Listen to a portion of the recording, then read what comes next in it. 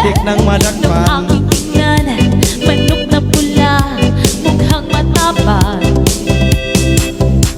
Ang pera ni misis na dapat ay kulong ko sana sa Palawan.